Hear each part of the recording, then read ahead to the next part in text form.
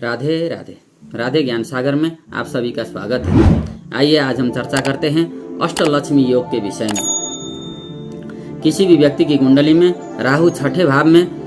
बलशाली होकर के बैठा हो, गुरु केंद्र में हो, तो ऐसा व्यक्ति जीवन में प्रचुर मात्रा में धन लाभ करेगा, धनार्जन करेगा।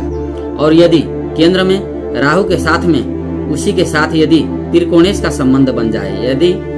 अर्थात राहु केंद्र में बैठा हो और लग्नेश, पंचमेश और नवमेश भी जाकर के राहु के साथ युति बना लें तो भी अष्टलक्ष्मी योग बन जाता है। राहु यदि त्रिकोण में होगा और उसी के साथ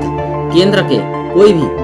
लग्न, चतुर्थ, सप्तम और दशम भाव के अधिपति भी उसी के साथ संबंध बना लें या उसको पूरी दृष्टि से देख लें तो भी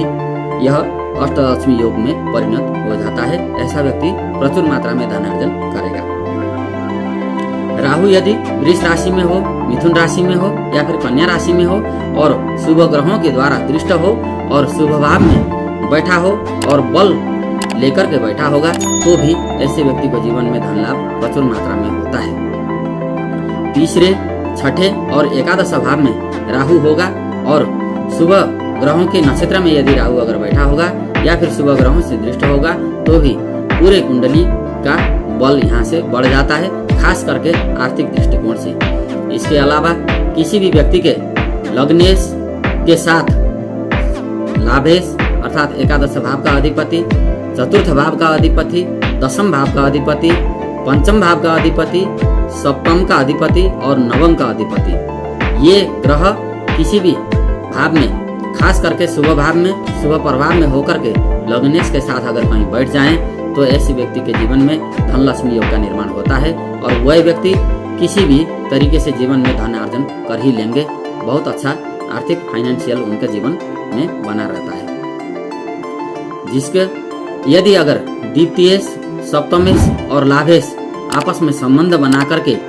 एक ही भाव में अगर बैठे हों तो ऐसा व्यक्ति किसी निर्धन परिवार में जन्म लेकर के भी अरबपति होगा, इसमें कोई संदेह की बात नहीं है। यदि अगर लाभेश और द्वितीयेश जाकर के सप्तम भाव में बैठे हों, सप्तमेश और लाभेश जाकर के द्वितीय भाव में बैठे हों, द्वितीयेश और लग्नेश जाकर के लाभ भाव में बैठे हों अथवा द्वितीयेश, लाभेश, सप्तमेश जाकर के लग्न में बैठे हों तो भी यह